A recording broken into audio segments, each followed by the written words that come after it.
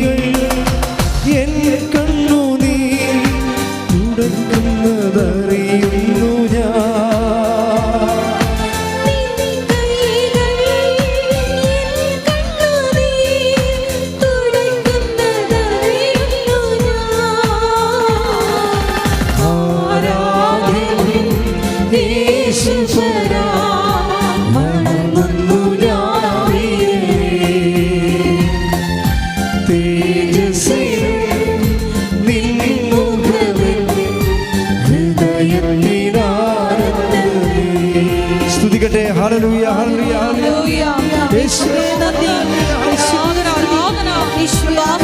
എല്ലാ ശുശ്രൂഷ മേഖലകളെയും ഹല്ലേലൂയ ഹല്ലേലൂയ ഹല്ലേലൂയ എല്ലാ മേഖലകളിലും ആത്മാവിന്റെ വലിയ അഭിഷേകം ഉണ്ടാകുവാനും ഈ ഭൂമിയിൽ ദൈവരാജ്യം സംസ്ഥാപിതമാക്കുവാനുള്ള ഞങ്ങളുടെ പരിശ്രമങ്ങളെ പ്രത്യേകമായിട്ട് അഭിഷേകം ചെയ്യണമെന്ന് പ്രാർത്ഥിക്കുന്നു. ഹല്ലേലൂയ ഹല്ലേലൂയ. സന്നിധിയിൽ വസിച്ചോട്ടെ, പാദങ്ങൾ ചുംബിച്ചോട്ടെ,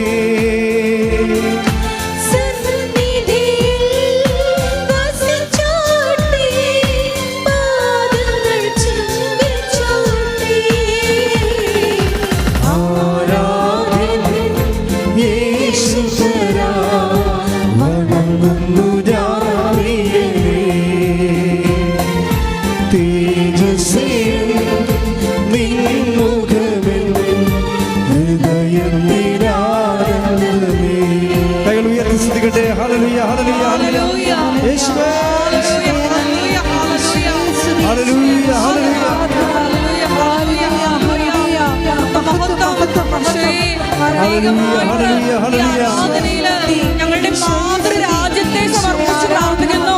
പ്രത്യേകമായിട്ട് മണിപ്പൂരിനെ സമർപ്പിച്ച് പ്രാർത്ഥിക്കുന്നു. തിരുസഭയെ പരിശുദ്ധ അമ്മയുടെ മധ്യസ്ഥതയാൽ പ്രത്യേകം സംരക്ഷിക്കണമെന്ന് പ്രാർത്ഥിക്കുന്നു. ഹല്ലേലൂയ ഹല്ലേലൂയ. മഹത്വം മഹത്വം. ആരാധന ആരാധന. ഹല്ലേലൂയ. മാധുര്യമാ നിൻ മൊഴികൾ തണുപ്പിക്കും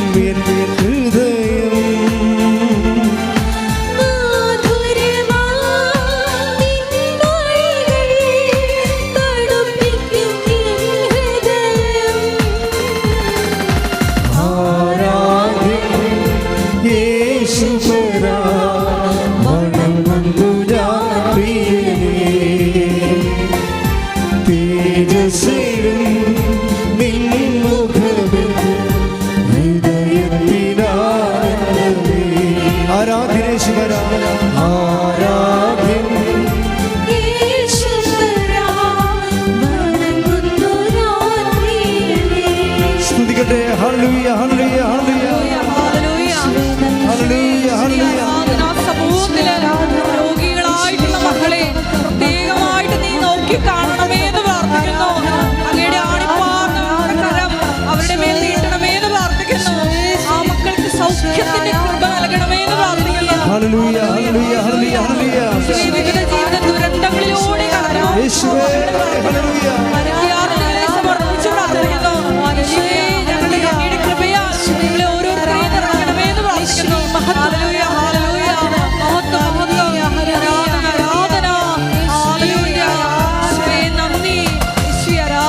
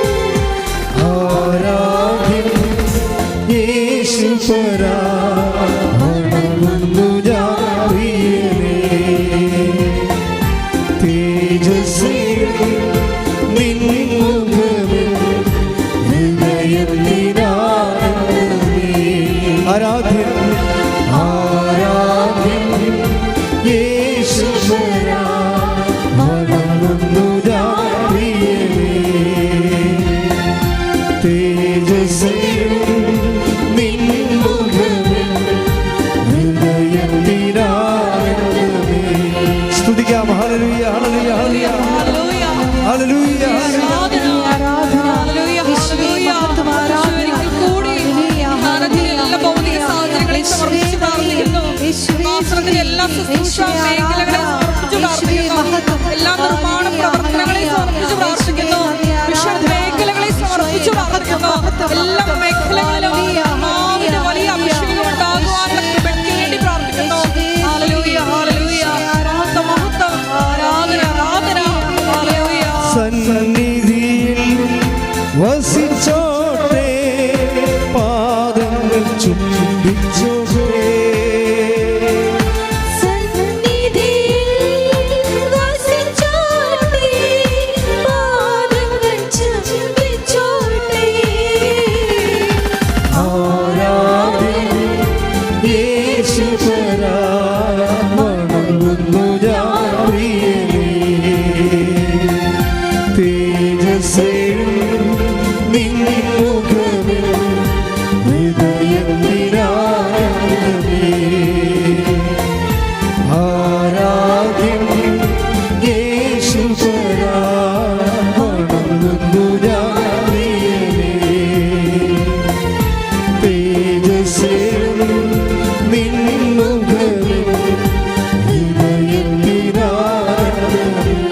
ഹല്ലേലൂയ, ഹല്ലേലൂയ, ഹല്ലേലൂയ, ഹല്ലേലൂയ, ഹല്ലേലൂയ.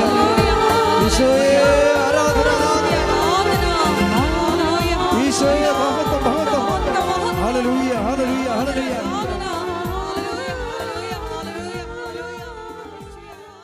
പരിശുദ്ധ പരമദിവ്യകാരുണ്യത്തിന് നേരവും ആരാധനയും സ്തുതിയും പുകഴ്ചയും ഉണ്ടായിരിക്കട്ടെ. ഇരിക്കുക. കർത്താവിൻ്റെ തിരുസന്നിധിയിലെ വലിയ വിശ്വാസത്തോടെയും സ്നേഹത്തോടെയുമാണ് നമ്മൾ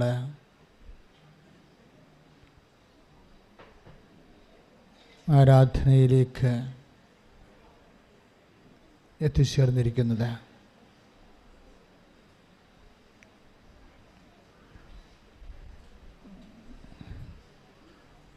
നമുക്കറിയാം, എല്ലാത്തിനും ഒരു മർമ്മമുണ്ട് അല്ലേ? പ്രധാനപ്പെട്ട സ്ഥലം,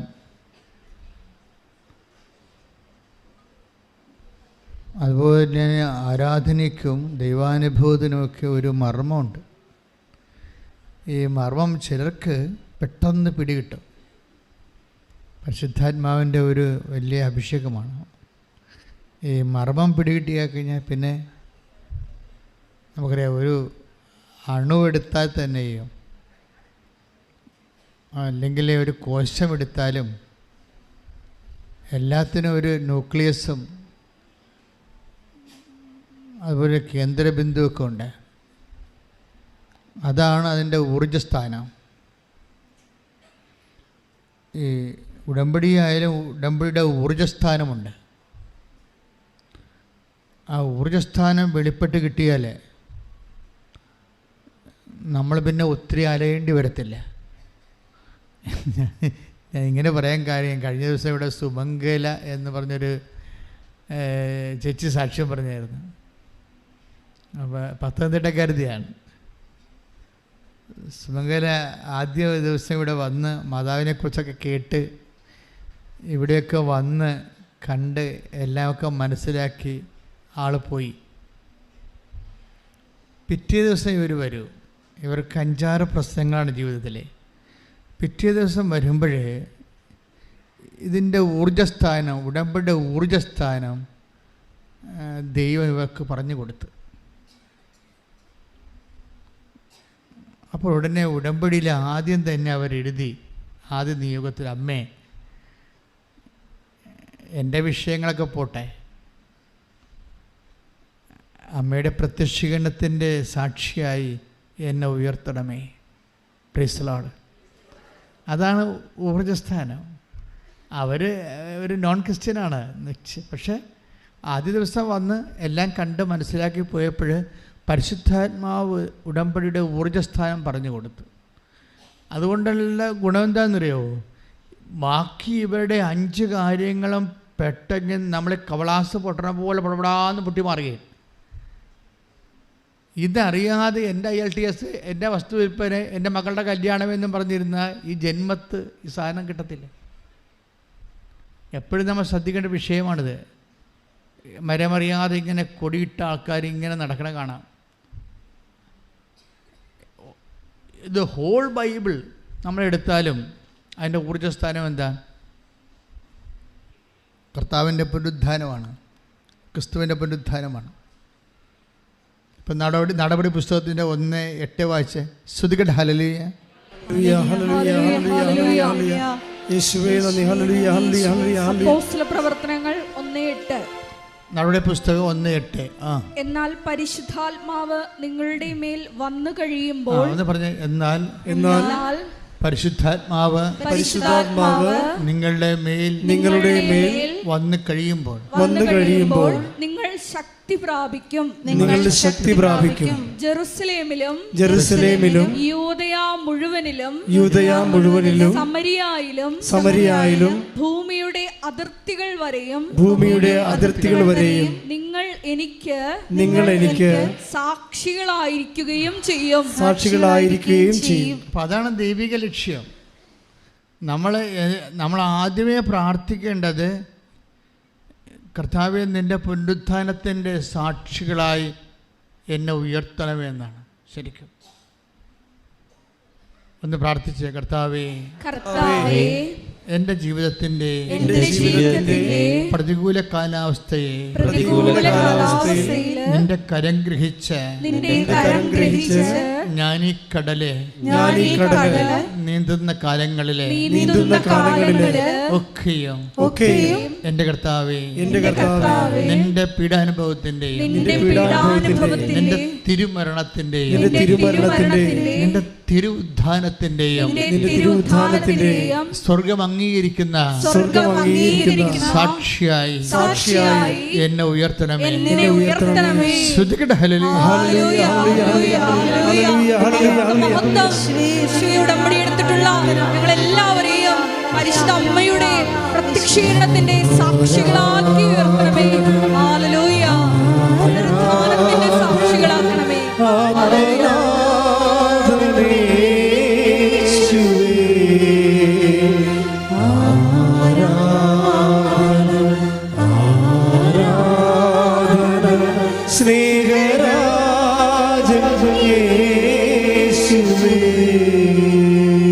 പരിശുദ്ധ പരമ ദിവ്യകാരുണ്യത്തിന്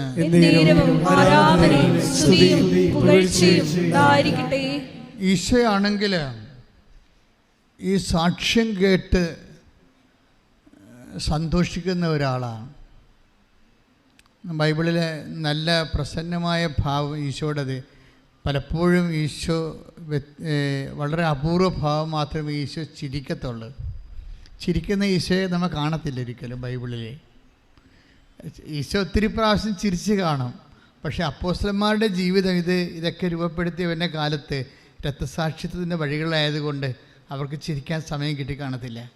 അതുകൊണ്ട് ഈശോൻ്റെ ചിരിയൊന്നും അവർ ഒപ്പിയെടുത്തിട്ടില്ല. ഈശോ നല്ല തമാശയൊക്കെ പറയണയാളാണ്. അത് രസകരമായ കാര്യങ്ങളൊക്കെ കാര്യങ്ങൾ വളരെ കോമഡിയായിട്ട് അവതരിപ്പിക്കുന്ന ആളാണ്. വലിയ ധനവാന്മാരെ കാണുമ്പോൾ ഈശോ പറയും ഇവൻ്റെ കാര്യം പോക്കാണ്. ഇവൻ ഒട്ടകം സൂചിക്കുഴയിലൂടെ പോവുമെങ്കിൽ തീർച്ചയായിട്ടും ഇവനും ഇതിനകത്ത് കയറുമെന്ന്. അത് കോമഡിയല്ലേ ശരിക്കും പറഞ്ഞാൽ. ഒട്ടകം സൂചിക്കുഴയിലൂടെ പോകുമെങ്കിൽ തീർച്ചയായിട്ടും ധനവാന്മാരും ദൈവരാജ്യത്തിൽ പ്രവേശിക്കും. അപ്പം അതിൻ്റെ അകത്തൊരു സട്ടയറുണ്ട്, ശരിക്കും ഒരു ആക്ഷേപകാശമുണ്ട്. പക്ഷേ ഇതൊന്നും അപ്പോസ്തലന്മാരങ്ങനെ പിക്കപ്പ് ചെയ്തിട്ടില്ല. കാര്യം അവരുടെ വഴികളെല്ലാം ജീവനെടുത്ത് കയ്യിൽ പിടിച്ചുകൊണ്ട് ഒരടരാട്ടമായിരുന്നു. ക്രിസ്തുവിന് വേണ്ടി സാക്ഷ്യം വഹിച്ചതിൻ്റെ പേരിൽ അവിടെ ജീവൻ അന്വേഷിച്ചവരുടെ കണ്ണുകൾ ഇരുട്ടിലെപ്പോഴും തെളിഞ്ഞു വരുമായിരുന്നു. അത് കാരണം സീരിയസ് മൂഡിലാണ് സുവിശേഷം പോകുന്നത് മുഴുവനും. എങ്കിലും ഈശോ സന്തോഷിച്ച സമയമുണ്ട്. അവൻ ആത്മാവിൽ സന്തോഷിച്ചുകൊണ്ട് take the word of God. സ്തുതിക്കട്ടെ. ഹല്ലേലൂയ, ഹല്ലേലൂയ, ഹല്ലേലൂയ, ഹല്ലേലൂയ, ഹല്ലേലൂയ. യേശുവേ നന്ദി, ഹല്ലേലൂയ, ഹല്ലേലൂയ.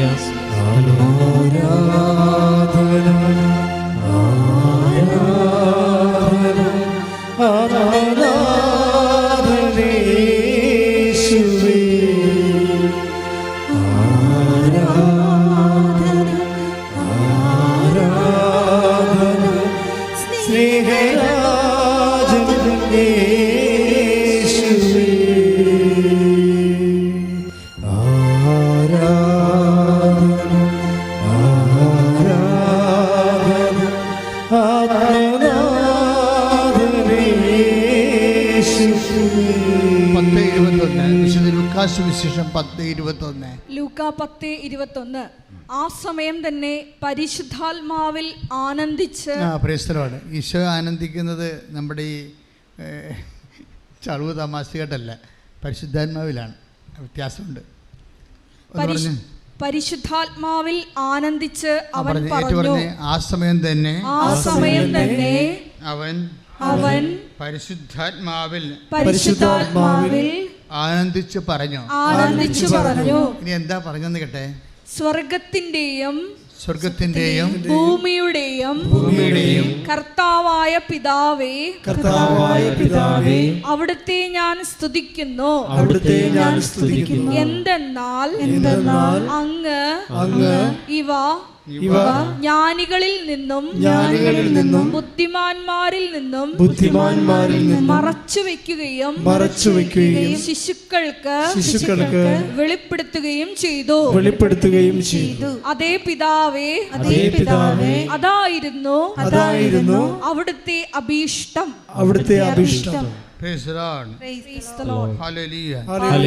ഇതൊരു വളരെ സന്തോഷത്തിന്റെ മൂഡില് ആണ് ഈ സുവിശേഷത്തിന്റെ ഭാഗം പോകുന്നത്. സുവിശേഷ ഭാഗം സന്തോഷത്തിൻ്റെ മൂഡിൽ പോയാലും സന്തോഷമെന്ന് അങ്ങനെ പറയാറില്ല. പക്ഷെ ഇവിടെ സന്തോഷമെന്ന് ഇത് മുഴുവൻ ഒരു നല്ല സന്തോഷത്തിൻ്റെ മൂഡിലാണ് അത് പോകുന്നത്. ഉദാഹരണത്തിന് നമ്മൾ 10:17 എടുത്ത് വിശുദ്ധ ലൂക്ക 10:17. ലൂക്ക 10:17. 72 പേരും സന്തോഷത്തോടെ തിരിച്ചു വന്ന് പറഞ്ഞു. അവിടെ സന്തോഷം കണ്ട. 72 പേരും സന്തോഷത്തോടെ തിരിച്ചു വന്ന് പറഞ്ഞു, കർത്താവേ, നിന്റെ നാമത്തിൽ പിശാചുക്കൾ പോലും ഞങ്ങൾക്ക് കീഴ്പ്പെടുന്നു. സാക്ഷ്യം പറഞ്ഞാണ് അവര്. സാക്ഷ്യം കേട്ടാണ് സന്തോഷിക്കുന്നത്. നിങ്ങളൊക്കെ സാക്ഷ്യം പറയുമ്പോൾ ഈശോ സന്തോഷിക്കുന്നുണ്ട്. ശരിക്കും പറഞ്ഞാൽ അപ്പോസ്തലന്മാരെ പറഞ്ഞു വിട്ടിട്ട് സുവിശേഷ വേലക്ക് ഉടമ്പടി എടുക്കുമ്പോൾ നമുക്ക് 3 കാര്യങ്ങളില്ലേ? എന്തൊക്കെയാണ്? പ്രത്യക്ഷീകരണ പ്രാർത്ഥന, അമ്മയുടെ പ്രത്യക്ഷീകരണത്തിൻ്റെ സാക്ഷിയാക്കാൻ പ്രത്യക്ഷീകരണ പ്രാർത്ഥന, പിന്നെ എല്ലാം കർത്താവിൻ്റെ പുനരുദ്ധാനത്തിൻ്റെ സാക്ഷിയാകാൻ വേണ്ടി കർത്താവിനെ അറിയാത്തവരെ അറിയിക്കുന്നു സുവിശേഷ വേല. പിന്നെ എന്താ? ജീവകാരുണ്യ പ്രവർത്തനങ്ങൾ. അതും സുവിശേഷത്തിൻ്റെ സ്നേഹത്തിൻ്റെ സാക്ഷികളാണ്. ഇതിനു വേണ്ടിയാണ് ഈ ഉടമ്പടിക്കാർ പോകുന്നത്. ഉടമ്പടിക്കാർ തിരിച്ചു വന്നിട്ടാണ് അവർ സാക്ഷ്യം പറയണത്. അപ്പോഴും നമ്മളെല്ലാം കൈയടിക്കും. സിസ്റ്ററും അച്ഛനും ഒക്കെ സാക്ഷ്യം പറയുമ്പോൾ നിങ്ങൾ കൈയടിക്കത്തില്ല, അറിയാതെ തന്നെ കൈയടിക്കും, സന്തോഷം കൊണ്ടാണ്. ഇത് തന്നെ സുവിശേഷ കാലത്ത് സംഭവിച്ചതാണിത്. ആ സന്തോഷം ഇങ്ങനെ തുടരുകയാണ്. എന്നെല്ലാം ദൈവം തൻ്റെ മനുഷ്യനെ സന്ദർശിക്കുന്നു, അപ്പോഴെല്ലാം മനുഷ്യന് സന്തോഷമുണ്ടായിട്ട് അവൻ സന്തോഷിച്ച് കൈയടിക്കും. എന്താ കാരണം വെച്ച് കഴിഞ്ഞാൽ ഈ സാക്ഷ്യം കേൾക്കുമ്പോഴാണ് ശരിക്കും ഈശോയ്ക്ക് സന്തോഷം ഉണ്ടാകുന്നത്. ഈശോയുടെ ജീവിതത്തിൽ എപ്പോഴും നിങ്ങൾ ഓർക്കുക, കർത്താവേ, ദൈവത്തിന് ഈശോയ്ക്കൊരു സന്തോഷം കൊടുക്കണം എന്ന് നിങ്ങൾ ചിന്തിക്കണം. ഉടമ്പടി എടുക്കുമ്പോൾ അത് നിങ്ങളും മ്ലാനമായിരുന്നു, ഈശോയും മ്ലാനമായിരുന്ന എങ്ങനെയാണ് ശരിയാകണത്? അപ്പം നിങ്ങൾക്കൊരു ദൈവാനുഭവം കിട്ടിക്കഴിയുമ്പോൾ നിങ്ങളത് 10 മനുഷ്യരോട് പറയുമ്പോൾ ദൈവത്തെക്കുറിച്ച് ആൾക്കാർ കേൾക്കുമ്പോൾ അവർക്ക് മാനസാന്തരം ഉണ്ടാകുമ്പോൾ ദൈവത്തിനത് സന്തോഷമാണ്. പ്രാർത്ഥിക്കുക, കർത്താവായ ദൈവമേ, എനിക്കുണ്ടാകുന്ന ദൈവാനുഭവങ്ങളിലെ മനുഷ്യനുണ്ടാകുന്ന മാനസാന്തരങ്ങളിലെ ദൈവത്തിനുണ്ടാകുന്ന സന്തോഷത്തിന്റെ ഉപകരണമാക്കി എന്നെ മാറ്റണമേ.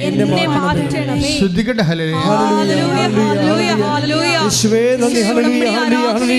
പങ്കെടുക്കുന്ന ഞങ്ങൾക്ക് എല്ലാവർക്കും സാക്ഷ്യത്തിന്റെ സന്തോഷം നൽകണമേ. സാക്ഷ്യം മറ്റുള്ളവർക്ക് പങ്കുവെക്കാനുള്ള വലിയ കൃപ നൽകണമേ. Hallelujah, hallelujah.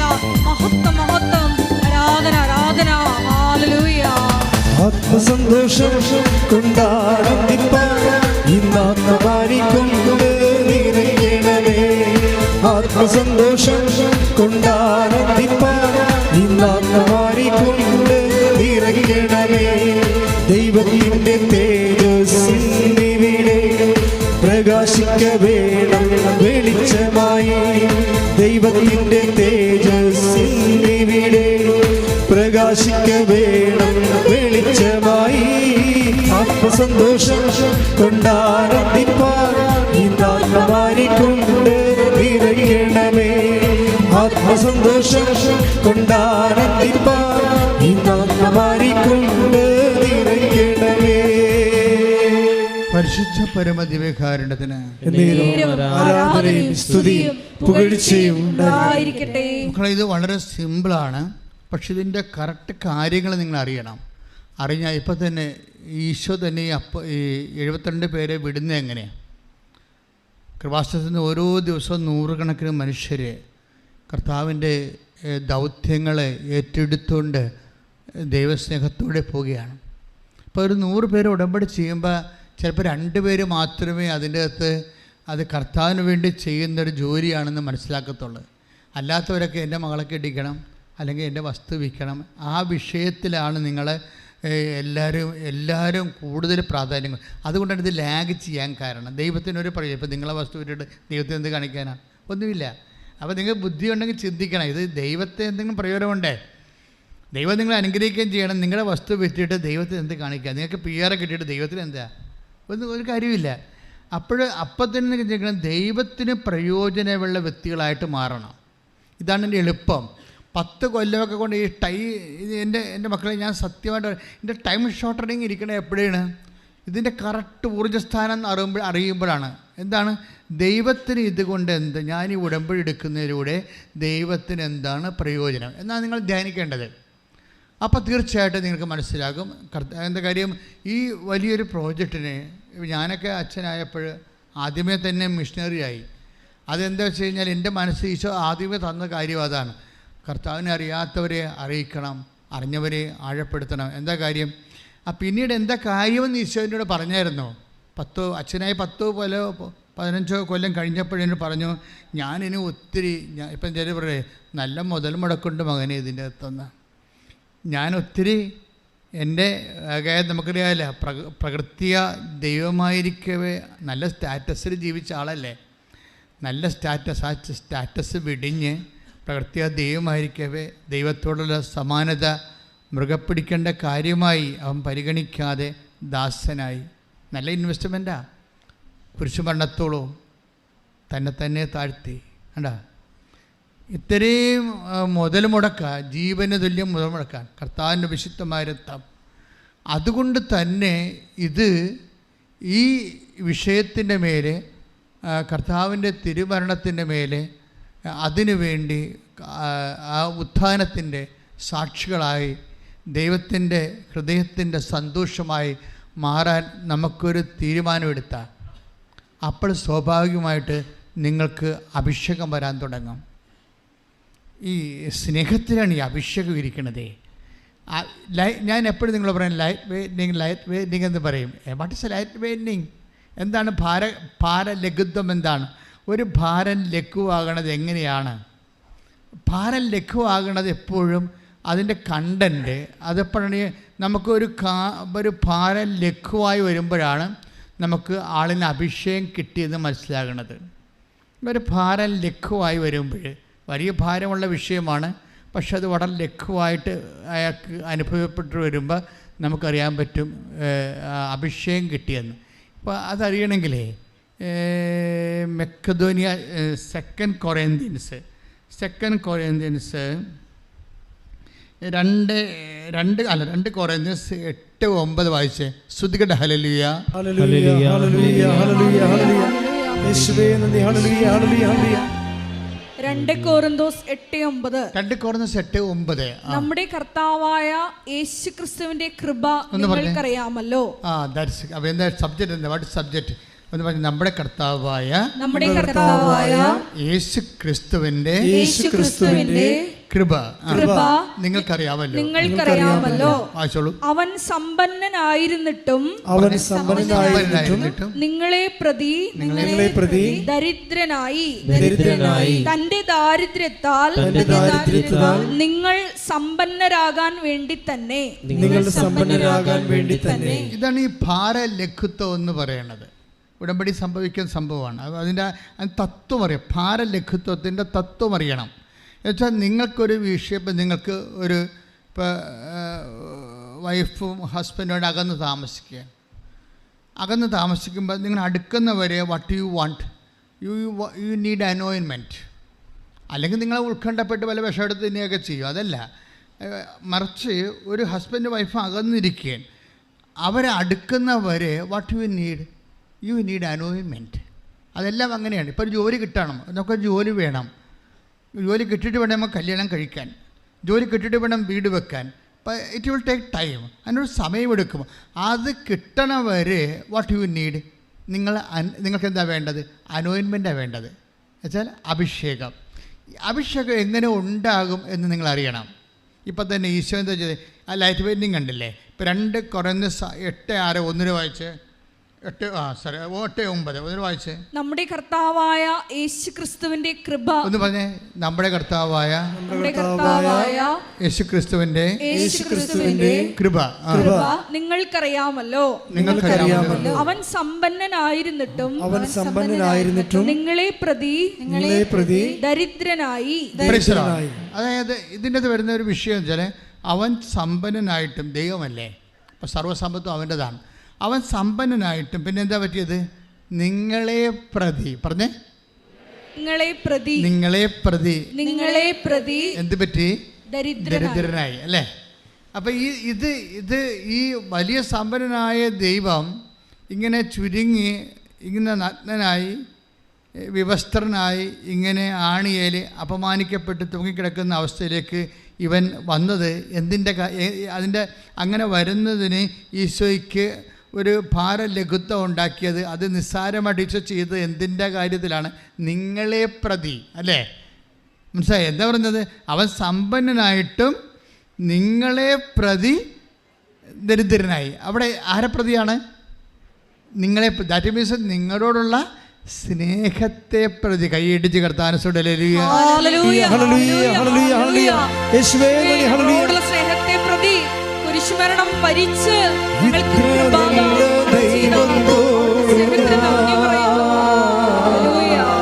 എന്തു ചെയ്തു നന്ദി ചൊല്ലിടും എന്റെ കൊച്ചു ജീവിതത്തെ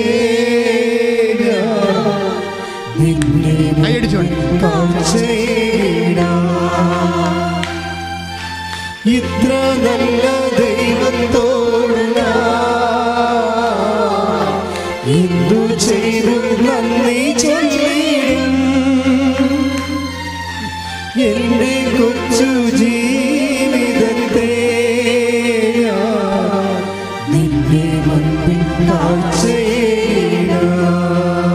പരിശുദ്ധ പരമ ദിവ്യകാരുണ്യത്തിന് അപ്പൊ ഉടമ്പടിയുടെ ഊർജ്ജസ്ഥാനം നമുക്ക് മനസ്സിലായി. പുനരുദ്ധാനമാണ്, പിന്നെ എന്താണ്? അമ്മയുടെ പ്രത്യക്ഷീകരണമാണ്. പക്ഷേ അതിനു വേണ്ടിയുള്ള നമ്മുടെ എല്ലാ പ്രവർത്തനങ്ങളുടെ പിന്നിലും ആ ഭാരലഘുത്വം ഉണ്ടാക്കണത് എന്താ? ദൈവസ്നേഹമായിരിക്കണം. പറഞ്ഞ മനസ്സിലായില്ല? ഇപ്പം നിങ്ങൾക്കുള്ളത് നിങ്ങളുടെ ജീവിതത്തോടുള്ള സ്നേഹമാണ്. ഈ ഫോർമാറ്റ് നേരെ ചേഞ്ച് ചെയ്യേണ്ടി വരും. മനസ്സിലായില്ലേ? നിങ്ങൾക്ക് ജീവിതത്തോടുള്ള അഭിനിവേശവും താല്പര്യവും സ്നേഹവുമാണ് നിങ്ങൾ ഇതുകൊണ്ട് എന്തെങ്കിലും കടിച്ചു പിടിച്ച് നീന്താൻ നോക്കണത്. പക്ഷേ ഇത് വർക്കൗട്ട് ചെയ്യണ പാടാണ്, അതിന് സമയമെടുക്കും. മറിച്ച് നേരെ തിരിച്ച് ഈ സംഭവം തിരിച്ചിടണം. ഇതൊന്ന് ഈ അലൈൻമെൻറ്റ് തെറ്റിക്കിടക്കുകയാണ് ഈ സാധനം. ഇത് നേരെ തിരിച്ചിടണം. എന്നിട്ട് ദൈവത്തോടായിരിക്കണം സ്നേഹം. എന്ന് പ്രാർത്ഥിച്ചേ. കർത്താവായ ദൈവമേ, നിന്നോടുള്ള സ്നേഹത്താൽ എൻ്റെ ഹൃദയത്തെ അഭിഷേകം ചെയ്യണമേ. ഞാൻ ചെയ്യുന്ന പ്രവർത്തനങ്ങളെ ഭാരപ്പെട്ടതായാലും അത് ലഘുവായി ചെയ്യാൻ എന്നെ ദൈവസ്നേഹത്താൽ നിറക്കണമേ. ശ്രുതിക്കട്ടെ.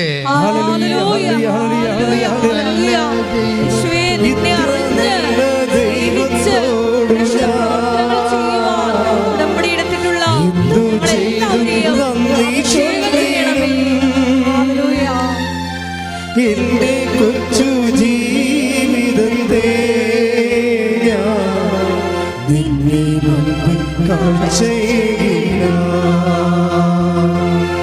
ഇത്ര നല്ല ദൈവത്തോട് എന്തു ചെയ്തു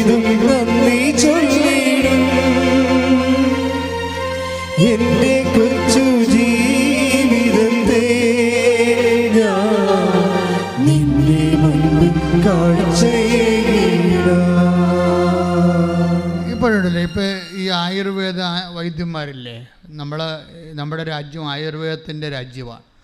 ലോകത്ത് ഏറ്റവും കൂടുതൽ ആയുർവേദത്തിൻ്റെ സംഭാവന നൽകിയത് നമ്മളുടെ പിതാക്കന്മാരാണ്. 5000 കൊല്ലം മുമ്പുള്ള ആയുർവേദ ചരിത്രം നമുക്കുള്ളത്. അപ്പോൾ ആയുർവേദത്തിൻ്റെ കഷായം അല്ലെങ്കിൽ ലേഖ്യം എപ്പോഴാണിത് പാകമാകണത്? പണ്ടത്തെ ചില വൈദ്യന്മാരൊക്കെ പാകമാകണ സമയത്ത് മുറുക്കത്ത് പോകുമായിരുന്നു. അതിൻ്റെ അകത്ത് പുരാതന കാലങ്ങളിലുള്ള ചരിത്രങ്ങൾ പരിശോധിച്ചാൽ അത് മനസ്സിലാവും. എപ്പോഴാണിത് പാകമാകണത് എങ്ങനെ അറിയാൻ പറ്റും? അത് താഴെ കൊടുത്തിരിക്കുന്ന ഉരുളിയുടെ താഴെയുള്ള തീ, കത്തണ തീ, ഇത് പാകമാകുന്ന അനുസരിച്ച് കൊണ്ട് വളഞ്ഞ് കുത്തി ഇതിനകത്തേക്ക്, ഉരുളിയുടെ അകത്തേക്ക് കത്തി വീഴും, വളഞ്ഞു കുത്തും. അതാണ് അതിന് പാകമെന്ന് പറയണത്. ഒരു ലേഖ്യത്തിൻ്റെ അല്ലെങ്കിൽ ഒരു കഷായത്തിൻ്റെ പാകം, എല്ലാ കഷായമല്ല, അത് മരുന്നിൻ്റെ ഒരു പ്രത്യേകതയാണത്. അതുപോലെ തന്നെ ഉടമ്പടി എപ്പോഴാണ് നിങ്ങൾ ഉടമ്പടിയിലാണെന്ന് നിങ്ങൾക്ക് എങ്ങനെ അറിയാൻ പറ്റും? നിങ്ങൾ ഉടമ്പടിയിലാണ് എന്നെങ്ങനെ അറിയാൻ പറ്റും? നിങ്ങളുടെ പ്രേക്ഷിത വേല അല്ലെങ്കിൽ കർത്താവിൻ്റെ കൈമാറ്റ ശുശ്രൂഷ, അത് അല്ലെങ്കിൽ ജീവകാരുണ്യ പ്രവർത്തനം എപ്പോഴാണ് എൻ്റെ മക്കൾക്ക് ഭാരമില്ലാതെ ദൈവസ്നേഹത്തോടെ സിമ്പിളായിട്ട് ചെയ്യാൻ പറ്റണത്, അപ്പോൾ ഉടമ്പടി കത്തുന്നുണ്ട്. ഇതാണ് സംഭവം. അല്ലാതെ മനസ്സിലായില്ലേ? ഇത് വളരെ സീരിയസ് ആണ്. ഇങ്ങനെ ഈ ഇതിന് ടെക്നിക്കാലിറ്റി അറിഞ്ഞാലേ ഉടമ്പടി പെട്ടെന്നാണ് വർക്കൗട്ട് ചെയ്യണത്. കാര്യം ഇതിൻ്റെ ഭാരമില്ല. എപ്പോഴാണ് ഇപ്പോൾ നിങ്ങളുടെ ഒരു 10 പേപ്പറുണ്ട്, അപ്പോൾ നിങ്ങൾക്ക് ഭയങ്കര തീവ്രമായ ആഗ്രഹമാണ്. എന്താണ്? കർത്താവ് 10 പേപ്പറല്ലേ ഉള്ളു, ഒരു 10 കൂടി കിട്ടിയെങ്കിൽ കർത്താവിനെ മറ്റുള്ളവർ കൂടി അറിയിക്കാമായിരുന്നില്ല. അല്ലെങ്കിൽ ആരെങ്കിലും കാണുമ്പോൾ കർത്താവ് ഇപ്പോൾ എൻ്റെ കൂടെ കയ്യിൽ ഒരു പേപ്പർ ഉണ്ടായിരുന്നെങ്കിൽ കൊടുക്കാമായിരുന്നില്ല എന്നൊക്കെ ചില ആൾക്കാർ വന്ന് സാക്ഷ്യം പറയുന്നില്ലേ? ദാറ്റ് മീൻസ് അവർ ഉടമ്പടിയിലാണ്. ഉടമ്പടി എടുത്തത് കൊണ്ട് ഉടമ്പടിയിലാകത്തില്ല. ഉടമ്പടിയിലാകണമെന്നുണ്ടെങ്കിൽ ആ ഉടമ്പടിയിൽ ചലിപ്പിക്കുന്ന ആ ഒരു ചാലക ശക്തി എന്ന് പറയുന്നത് ദൈവസ്നേഹമാണ്. ആ ദൈവസ്നേഹത്തിലേക്ക് വന്നാൽ നമ്മൾ പറന്ന് വെട്ടി കർത്താവിന് വേണ്ടി വേറെ ചെയ്യും. എന്നിട്ട് നമുക്കൊരു നമ്മൾ ടയേർഡാകത്തില്ല. ഞാൻ പണ്ട് എനിക്ക് എപ്പോഴും ഉണ്ടാകുന്നൊരു പ്രശ്നമാണ് ഈ ബ്രോങ്കൈറ്റിസിൻ്റെ പ്രശ്നം. പ്രത്യേകിച്ച് ഈ ഡിസംബർ മാസത്തിലൊക്കെ, നവംബർ ആകുമ്പോൾ തന്നെ എൻ്റെ പതിരെയൊക്കെ ഇങ്ങനെ എപ്പോഴും സ്വെല്ലിങ് ആകും, ചുമയാവും. 2 മാസമൊക്കെ ചുമക്കും. ഈ 2 മാസം ചുമക്കണ സമയത്ത് തന്നെയാണ് ഞാൻ കൊച്ചിയിൽ നിന്ന് ഈ പുന്നപ്പുറ വരെ 66 ധ്യാനങ്ങൾ നടത്തും. എന്തിനാണ്? കടലിൽ കൺവെൻഷൻ നടത്താൻ വേണ്ടി. കടലിൽ കൺവെൻഷന് മുമ്പ് ആദ്യം കൊച്ചി പോയി ചെറിയൊരു മിനി കൺവെൻഷൻ നടത്തും. അവിടെ മധ്യസ്ഥ പ്രാർത്ഥനക്കാർ രൂപപ്പെടും. എന്നിടത്ത് പിന്നീട് കണ്ടക്കട വന്ന് നടത്തും, പിന്നീട് ചെല്ലാനത്ത് വന്ന് നടത്തും, പിന്നെ പള്ളിത്തോട്ട് എൻ്റെ നാട്ടിൽ വന്ന് നടത്തും. ഇങ്ങനെ നടത്തി പുന്നപ്പുറ വരെ പോകും. അപ്പോൾ 2 മാസമാകും. അപ്പോഴാണ് ഡിസംബർ 26 ഒക്കെ ആകും. അപ്പോൾ കടലിൽ കൺവെൻഷൻ നടത്തും 10 ദിവസത്തേക്ക്. അപ്പോൾ ഈ സമയത്തെല്ലാം ഇങ്ങനെ മഞ്ഞ് പിടിച്ച് ചുമച്ച് നമുക്ക് ഞാൻ ചുമക്കണ കണ്ട വേറെ ആൾക്കാർക്ക് തോന്നും ഇപ്പോൾ ചത്തുപോകുമെന്ന് തോന്നും. പക്ഷേ എൻ്റെ ഉള്ളിൽ ഭയങ്കര ദൈവസ്നേഹം തോന്നുന്നുണ്ടാവും. പിറ്റേ ദിവസവും പോകാൻ വേണ്ടി തോന്നും. ഇതിനെയാണ് അഭിഷേകം എന്ന് പറയണത്. ഞാൻ എന്തെങ്കിലും നിങ്ങളോട് പറയുന്നുണ്ടെങ്കിൽ ആ ഒരു പാഠം പഠിച്ച് തീർന്നിട്ട് പറയുന്നതാണത് ശരിക്കും. അപ്പം നിങ്ങളൊന്ന് പ്രാർത്ഥിക്കുക. കാര്യം നിങ്ങൾ ഇങ്ങനെ ഒത്തിരിയേറെ ലാഗ് ചെയ്യേണ്ട ഒരു കാര്യമില്ല. ഇങ്ങനെ ചില കാര്യങ്ങൾക്ക് ലാഗ് ചെയ്യേണ്ട ഒരു കാര്യമില്ല. ഇപ്പോൾ കഴിഞ്ഞ ദിവസങ്ങളിൽ ഒരു ചേച്ചി ഒരു സാക്ഷാത് വരുന്ന, അത് ഈ കഴിഞ്ഞ ദിവസം ഇന്നലെ എന്ന് പറഞ്ഞത്, അത് ഗ്രേസി ഡേവിഡിൻ്റെ ഒരു പ്രശ്നം എന്താ? സീരിയസ് വിഷയമാണ്. ഒരു ആൺമകനുണ്ട്, കാണാനില്ല. അതാണ് പ്രശ്നം. 1 മാസമല്ല, 1 വർഷമല്ല, 2 വർഷമല്ല, 3 വർഷമല്ല, 4 വർഷമായിട്ട് ഇവരെക്കുറിച്ച് ഒരു പിടിയില്ല. 4 വർഷമായിട്ട് നിങ്ങളൊന്ന് ചിന്തിച്ച്, ഒരു മകനുണ്ട് കാണാനില്ലെങ്കിൽ 4 വർഷമായിട്ട് അവനെക്കുറിച്ചൊരു ഫോൺ പോലും കിട്ടിയില്ലെങ്കിൽ അവൻ മരിച്ചില്ലേ? അവൻ മരിച്ചു പോയില്ലേ? എന്തെങ്കിലും പിടിയുണ്ടെങ്കിൽ അമ്മേനെ ബന്ധമുള്ള ആൾക്കാർക്ക് വിളിക്കത്തില്ലേ? ഇല്ല, ആളെ തീർന്നു. അപ്പം മരിച്ചതുപോലെ എല്ലാവരും കരുതുകയാണേ. ഗ്രേസി ഡേവിസിൻ്റെ അമ്മ മരിച്ചതുപോലെ എല്ലാം കരുതുകയാണ്. അപ്പോഴാണ് ഇവർക്ക് കൃപാസനം പത്രത്തിലൊരു കീറ് കിട്ടുന്നത്. അവരത് വായിച്ചു നോക്കിയപ്പോൾ മാതാവ് അവരെ വിളിക്കും. കൃപാസനം പത്രവും നിങ്ങൾ ഒരിക്കലും വിളിക്കരുത്. അത് മാതാവിൻ്റെ കൈയാണ്, നിങ്ങളെ തൊട്ട് വിളിക്കണ കൈയാണ്. കൈ ഇടിച്ച് കർത്താൻ ഹല്ലേലൂയ ഹല്ലേലൂയ ഹല്ലേലൂയ ഹല്ലേലൂയ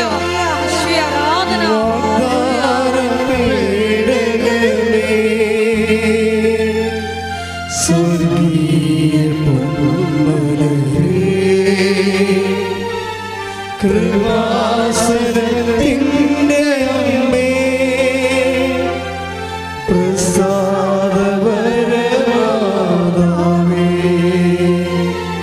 വാഗ്ദാന പേടകമേ, സ്വർഗീയ പൊന്മലരേ, കൃപാസനത്തിൻ്റെ അമ്മേ,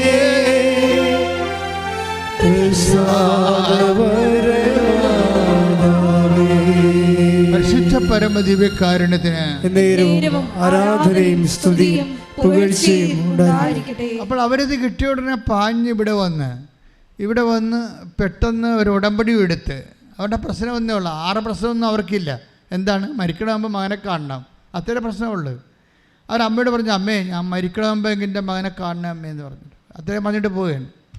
ഇവർ പല പ്രാവശ്യം അച്ഛനെ കാണണം ഇവിടെ വന്നിട്ടുണ്ട്. പക്ഷേ അവർക്ക് ഇവിടുത്തെ തിരക്ക് കൊണ്ടാണ്, അതിനേക്കാൾ സീരിയസ് ആയിട്ട് 4 കൊല്ലമായിട്ട് കാണാത്ത മകൻ ചിലപ്പോൾ ഓഫീസിൽ വിചാരിച്ച് കാണും, മരിച്ചു പോയി കാണുമെന്ന് വിചാരിച്ച് കാണും. അതങ്ങനെ അമ്മനോട് പറയണത്, അച്ഛൻ്റെ വന്നാൽ റിസൾട്ട് അതല്ലേ എന്നൊക്കെ വിചാരിച്ചുകൊണ്ട് അവരതിനേക്കാൾ cancer 4th stage, kidney 4th stage അതൊക്കെ എടുത്ത് നോക്കുമ്പോൾ ഇവർക്ക് കിട്ടത്തില്ല ചീട്ട്. പക്ഷേ ഇവർക്ക് ഒരു ദിവസം ഇവരോട് യൂട്യൂബിലൂടെ എന്നെ ചേർത്ത് അമ്മ പറയും, അതായത് നീ അച്ഛനെ കാണേണ്ട കാര്യമില്ല, അമ്മയെ കണ്ടാൽ മതി എന്ന് പറയും. അച്ഛനെ കാണേണ്ട കാര്യമില്ല, അത് ഇവർക്ക് അഭിഷേകമായിട്ട് കിട്ടും, ഇവരുടെ ചങ്കിലിക്കൊള്ളൂ. അച്ഛനെ കാണേണ്ട കാര്യമില്ല, അമ്മയെ കണ്ടാൽ മതിയല്ല എന്ന്. അപ്പോൾ ഉടനെ ഇവരെന്നാ ചെയ്യുന്നത് കഴിഞ്ഞാൽ, ഇവരുടെ ടൈം കഴിയുമ്പോൾ ഇവർ വീട്ടിലിരുന്ന് ആരാധന കൂട്ടി, യൂട്യൂബിൽ ആരാധന കൂടും. ഗ്രേസി ഡേവിഡ് തൃശ്ശൂർക്കറിയാം, ഈ ദിവസങ്ങൾ നടന്ന സാക്ഷ്യമാണ്. അപ്പോൾ വീട്ടിലിരുന്ന് ആരാധന കൂടും. ആരാധന കൂടുമ്പോൾ ആരാധനയിൽ പ്രാർത്ഥനയുടെ സമയത്ത് ഈശോ മെസ്സേജ് പറയും. ഈശോ പറയും, നിങ്ങളുടെ കുടുംബത്തിൽ നിന്ന് ഇറങ്ങിപ്പോയവർ തിരിച്ചു വന്നുകൊണ്ടിരിക്കുന്നതെന്ന് പറയും. നിങ്ങളുടെ കുടുംബത്തിൽ നിന്ന് ഇറങ്ങിപ്പോയവർ തിരിച്ചു വന്നുകൊണ്ടിരിക്കുന്നത് കർത്താവ് അരുളിച്ചെന്ന് പറയും. ഇതോടുകൂടി ഗ്രേസി ഡേവിഡ് അവിടെ നിന്ന് ചാടി വീഴും അടുക്കളയിൽ നിന്ന്. ആടി കഴിഞ്ഞ് ഭർത്താവിനോട് പറഞ്ഞത്, നമ്മുടെ കാര്യം, നമ്മുടെ ആരാധന ഇന്ന് കൃപാസനത്തിൽ നടന്ന് അവരിവിടെ വന്നിട്ടില്ലേ, നമ്മുടെ ആരാധന നമ്മുടെ മകൻ വരുമെന്ന് കർത്താവ് പറഞ്ഞിട്ടുണ്ടെന്ന് പറഞ്ഞ അച്ഛനോടില്ലേ ഭർത്താവിനോട് പറയും. അവിടെ അതായത് അതോടുകൂടി തന്നെ പിറ്റേ ദിവസം ഇവരെ അവിടെ മകൻ വിളിക്കും. സ്തുതിക്കട്ടെ, ഹല്ലേലൂയ, ഹല്ലേലൂയ, ഹല്ലേലൂയ, ഹല്ലേലൂയ. സമയബന്ധിതമായി നന്ദി പറയുന്നു.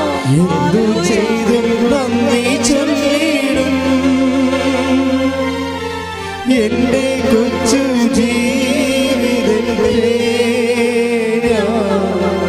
നിന്നെ മുൻപിൽ ആ പിറ്റേ ദിവസം തന്നെ വീട്ടിൽ വരും. നോക്കിയേ, ഒരു വിഷയം പോണ പൊക്കം ഉണ്ടല്ലേ, എത്ര സ്പീഡാണ്. പക്ഷെ ആ അമ്മയാണ് ഞാൻ അപ്പോൾ ആദരിച്ചത്. കാരണം വെച്ച് കഴിഞ്ഞാൽ അവർ അടുക്കള ഇരുന്നുകൊണ്ട് യൂട്യൂബിൽ കൃപാസനം ധ്യാനം ഓൺലൈൻ കൂടിക്കൊണ്ടിരിക്കുകയാണ്. അപ്പോൾ കേൾക്കുന്ന മെസ്സേജ് അവരുടെ മകനെക്കുറിച്ചല്ല പറയണത്, ഒരു മകൻ. പക്ഷേ അവർ വിശ്വാസത്തിൽ അവരുടെ മകനാണെന്ന് പ്രഖ്യാപിക്കുകയാണ്. വിശ്വാസം ഒരു പ്രഖ്യാപനമാണ്. അവരുടെ മകനാണെന്ന് ഞാൻ അവൻ്റെ പേര് പറഞ്ഞില്ലല്ലോ, പറഞ്ഞോ? എനിക്ക് പേര് കർത്താവ് തന്നില്ല. നിൻ്റെ വീട്ടിൽ നിന്ന് ഇറങ്ങിപ്പോയ മകൻ തിരിച്ചു വരുന്നു എന്നാണ് പറഞ്ഞത്. അത് മെസ്സേജാണ് പറഞ്ഞത്. അപ്പോൾ മെസ്സേജ് പറയുമ്പോൾ ചില അണ്ണന്മാരോ ഇതിങ്ങനെ ധ്യാന കേന്ദ്രന്മാർ കുറേയൊക്കെ പൊടിക്കൈയൊക്കെ പറയും, മകൻ വന്നെ മകൾ വന്നതൊക്കെ പറയും. ഇതൊക്കെ ശരിയാണ്. അപ്പോൾ ധ്യാനം കൂടുന്ന ആൾക്കാർ തന്നെ ഇതുപോലെ വിണ്ണന്മാരുണ്ടെന്നുണ്ടെങ്കിൽ, വിശ്വാസമില്ലാത്തവരുണ്ടെങ്കിൽ അവരങ്ങനെ എഴുതിത്തള്ളും. പക്ഷേ അഭിഷേകമുള്ളവർക്ക് എന്താ, അവർക്കറിയാം ഇത് അവർക്കുള്ള മെസ്സേജാണ്. അവരവിടെ നിന്ന് ചാടി വീഴുന്നത്, ദേ ഇന്ന് നടന്ന കൃപാസനത്തിൽ നടന്നത് നമ്മുടെ ആരാധനയാണ് നടന്നത്, അച്ഛൻ പറഞ്ഞതേ നമ്മുടെ മകൻ വരുന്നുണ്ടെന്ന്. എന്തൊരു വിശ്വാസത്തിലാണ്! ഈ വിശ്വാസത്തിലേക്ക് ദൈവം അഡ്രസ്സ് ചെയ്യും. അപ്പം തന്നെ ദൈവം ഈ ഭൂമിയിൽ എവിടെയെങ്കിലും അവനുണ്ടെങ്കിൽ ഈ വിശ്വാസമുള്ള അമ്മയ്ക്ക് കൊണ്ടുവന്ന് കൊടുക്കും. അതാണ് വിശ്വാസത്തിന് ശക്തി. കൈ ഇടിച്ച് കിടത്താണ്.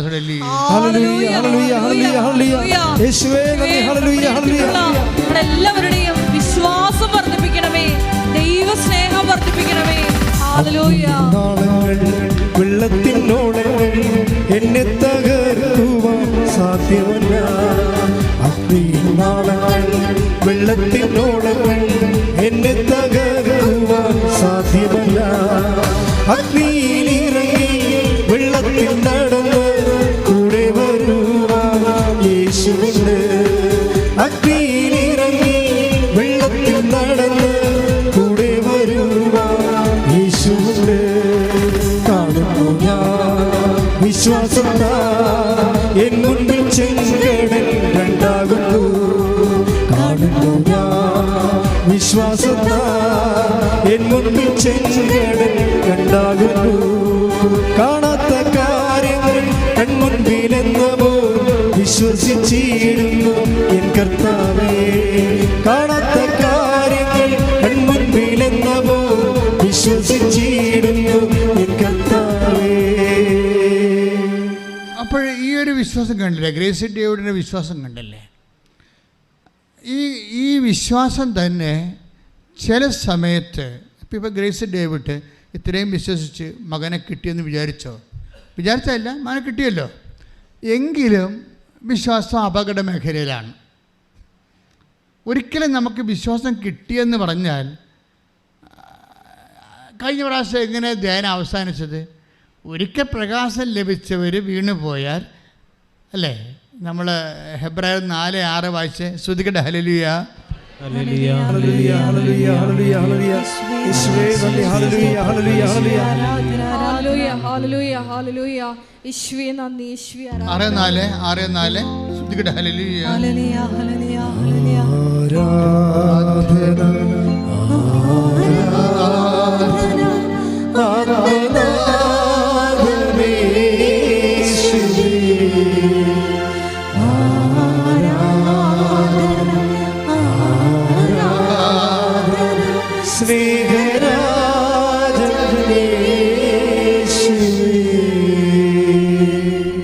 ഹെബ്രായർ 6:4 ഒരിക്കൽ പ്രകാശം ലഭിക്കുകയും ഒരിക്കൽ പ്രകാശം ലഭിക്കുകയും സ്വർഗീയ സമ്മാനം ആസ്വദിച്ചറിയുകയും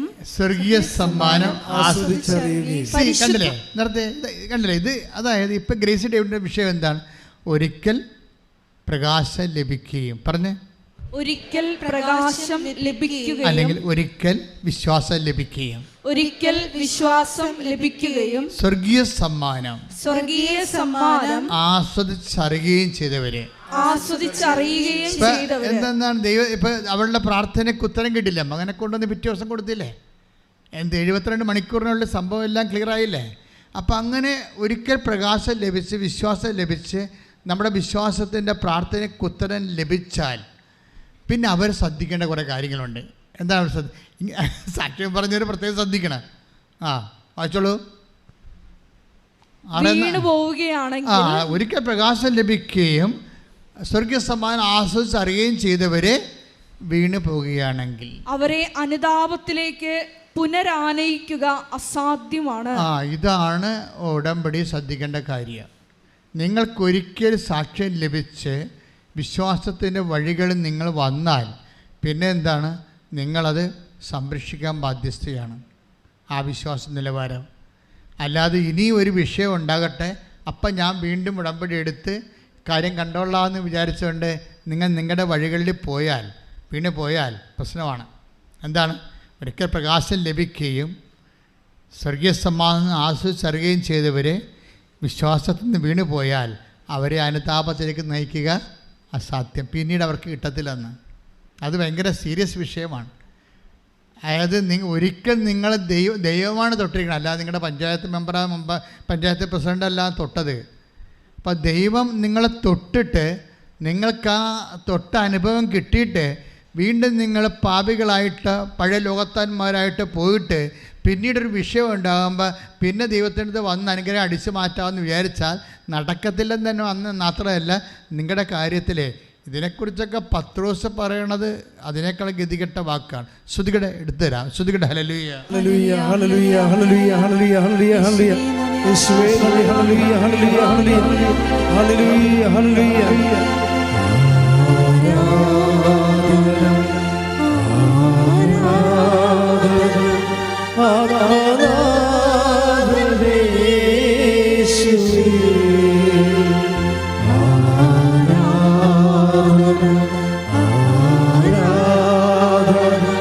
സ്നേഹരാ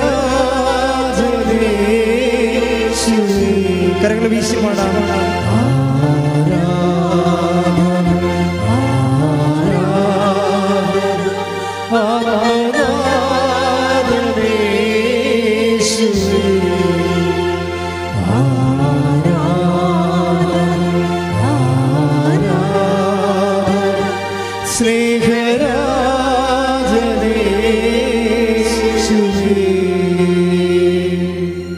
പത്രോസ് 2:20. നമ്മുടെ കർത്താവും രക്ഷകനുമായ യേശുക്രിസ്തുവിനെ കുറിച്ചുള്ള അറിവ് മൂലം. പ്രൈസ് ദി ലോർഡ് എന്ന് പറഞ്ഞ നമ്മുടെ 2:20 നമ്മുടെ കർത്താവും രക്ഷകനുമായ യേശുക്രിസ്തുവിനെ കുറിച്ചുള്ള അറിവ് മൂലം അവർ ലോകത്തിന്റെ മാലിന്യങ്ങളിൽ നിന്ന് രക്ഷ പ്രാപിച്ചതിന് ശേഷം വീണ്ടും അവയിൽ കുരുങ്ങുകയും അവയാൽ തോൽപ്പിക്കപ്പെടുകയും ചെയ്യുന്നെങ്കിൽ അവരുടെ അന്ത്യസ്ഥിതി ആദ്യത്തേതിനേക്കാൾ മോശമായിരിക്കും. ഈ വീണ് പോണ ആൾക്കാരല്ലേ, വിശ്വാസം ഒരിക്കൽ ലഭിച്ചു, അടയാളം കിട്ടി, സാക്ഷ്യം പറഞ്ഞു, പിന്നീട് ഒരിക്കലും അവർ പിന്നീട് പഴയതുപോലെ ആ കാലം കഴിയുമ്പോൾ വീണ്ടും ലോകത്താനായിട്ട് ജീവിച്ചിട്ട് പിന്നീടൊരു പ്രശ്നം ഉണ്ടാകുമ്പോൾ ദൈവത്തിലേക്ക് വന്നാൽ അവരെ ദൈവം വിളിക്കണത് പന്നി എന്നാണ് വിളിക്കണത്. അതിൻ്റെ താഴത്തെ വായിച്ചേ 2 പത്രോസ് 2:22. 2 പത്രോസ് 2:22. നായ് ഛർദിച്ചത് തന്നെ വീണ്ടും ഭക്ഷിക്കുന്നു. നായ് ഛർദിച്ചത് തന്നെ പിന്നെയും ഭക്ഷിക്കുന്നു. കുളിച്ച പന്നി ചെളിക്കുണ്ടിൽ വീണ്ടും ഉരുളുന്നു എന്ന പഴമൊഴി അവരെ സംബന്ധിച്ച് ശരിയാണ്.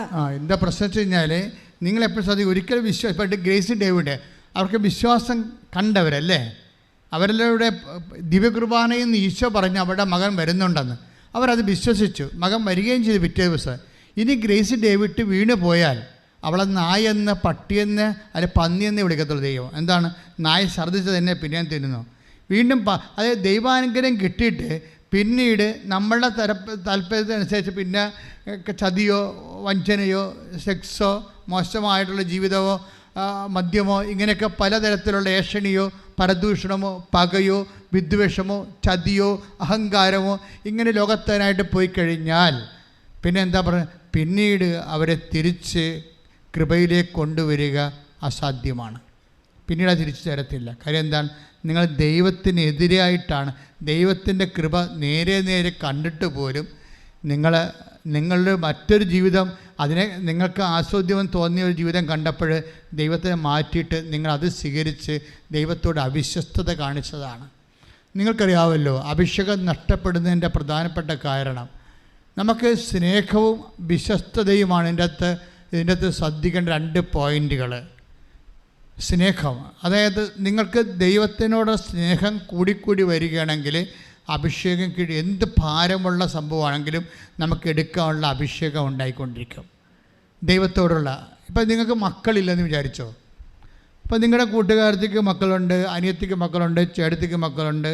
അപ്പോൾ നിങ്ങളുടെ അമ്മായി പറയും, നീ മച്ചാണ്, നീ അസത്താണ്, നോക്കി നിനക്ക് മാത്രം എന്താ മക്കളില്ലാത്ത, വേറെ എല്ലാവർക്കും മക്കളുണ്ടല്ലോ എന്ന് പറയുമ്പോൾ നിനക്ക് തോന്നുന്നു വല്ല കറണ്ട് കമ്പിയേലും പിടിച്ച് അത്ത് കളയാമെന്ന് തോന്നും. അത് അഭിഷേകം ഇല്ലാഞ്ഞിട്ടാണ്. പക്ഷേ ഈ ഒരു സിറ്റുവേഷനിൽ ഇപ്പം നിൻ്റെ കുടുംബ ചുറ്റുമുള്ള പ്രശ്നങ്ങൾ എന്തുമാത്രം രൂക്ഷമായി നിനക്കെതിരെ വരുമ്പോൾ ദൈവം ഉദ്ദേശിക്കണ അതല്ല.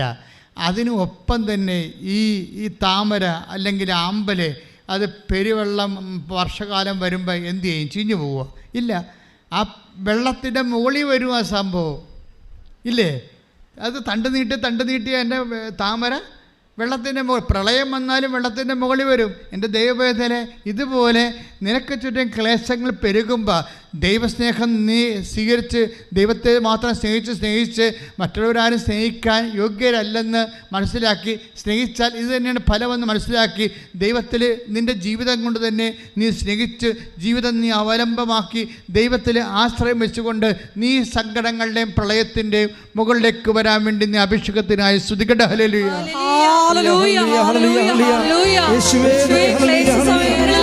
വിശ്വാസം പ്രഖ്യാപിച്ചുകൊണ്ട് ദൈവ സ്നേഹത്തിൽ മുന്നേറുക.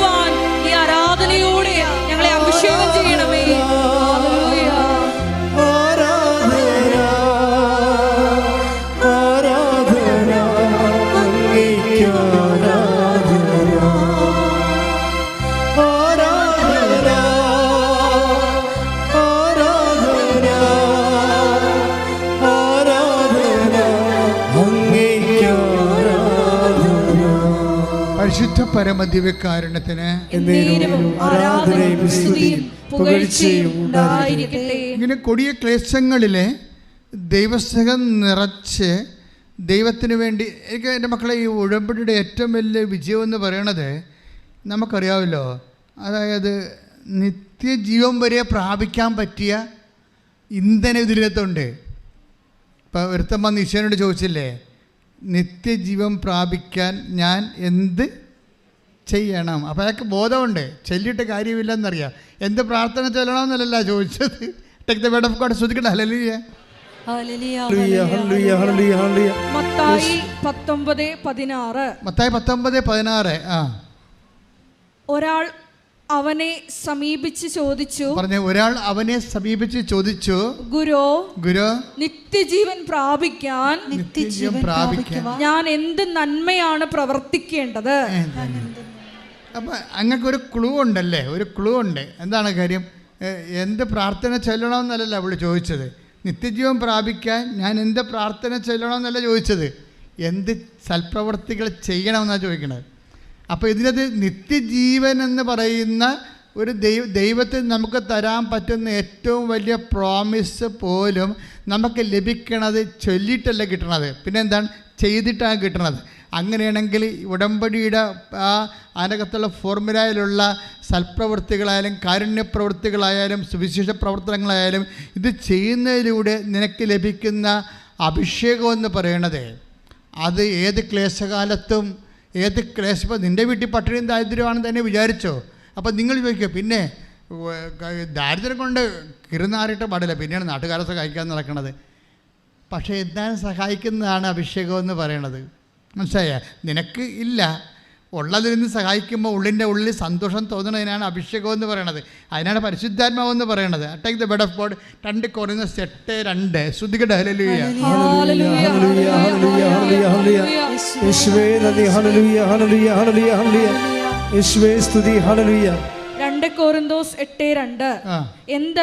എന്തെന്നാൽ ക്ലേശങ്ങളുടെ തീവ്രമായ പരീക്ഷയിൽ അവരുടെ സന്തോഷാധിക്യവും കൊടിയ ദാരിദ്ര്യവും ഉദാരതയുടെ സമ്പത്തായി കരകവിഞ്ഞൊഴുകി. ഇത് മക്കെദോനിയ സഭയെക്കുറിച്ച് പറയണതാണ്. മക്കെദോനിയായ സഭ എന്ന് പറഞ്ഞാൽ ആദിമ സഭയിൽ ഒരു സഭയാണ് കൊറിന്ത് സഭ എന്ന് പറഞ്ഞു. ഇപ്പോൾ അതെല്ലാം സ്ഥലങ്ങളുടെ പേരാണ്. ആ സ്ഥലത്തുള്ള സഭയ്ക്കാണല്ലേ പൗലോസ് അപ്പോസ്തലൻ കത്ത് എഴുതണത്. അപ്പോൾ ആ മക്കെദോനിയായ സഭയിൽ ഭയങ്കര ദാരിദ്ര്യമൊക്കെ ഉണ്ടെങ്കിലും അവർ പിരിവെടുത്ത് മറ്റുള്ളവരെ സഹായിക്കുമായിരുന്നു സന്തോഷത്തോടെ. മനസ്സിലായ? അവർക്ക് ദാരിദ്ര്യമാണ്, എന്നാലും ദൈവസ്നേഹം നിറഞ്ഞിട്ട് അവർക്ക് എങ്ങനെയെങ്കിലും ആരെങ്കിലും സഹായിക്കണം. അവർ പറയും, ഞങ്ങളെ കൂടി കൂട്ടി, ഞങ്ങളെന്തിനാണ് തഴഞ്ഞത്? അവരെ സഹായിക്കുന്നതിൽ നിന്ന് എന്തിനാണ് ഞങ്ങളെ തഴഞ്ഞത്? ഞങ്ങൾക്ക് ഇല്ലാത്ത വല്ലാത്ത നിങ്ങളെന്തിനാണ് അറിയണത്? ഞങ്ങൾക്ക് സന്തോഷമുണ്ടല്ലോ, സ്നേഹമുണ്ടല്ലോ അവരെ സഹായിക്കാൻ, ഞങ്ങളെയും കൂടി അതിനകത്ത് പങ്കെടുപ്പിക്കാൻ പറഞ്ഞിട്ട് ഇവർക്ക് ഈ കൊടിയ ദാരിദ്ര്യത്തിലും ആണെങ്കിലും ഇവർക്ക് ആന്തരികമായിട്ട് കൊടുക്കാൻ ഭയങ്കര സന്തോഷമാണ്. ഇതിനെ അഭിഷേകം എന്ന് ബൈബിള് പറയണത്. ബൈബിളെ അങ്ങനെ പറയത്തുള്ളൂ. അതിനാണ് സത്യവേദ പുസ്തകം എന്ന് പറയണത്. കൈയിട്ടിച്ച് കിടത്താൻ ഹല്ലേലൂയ.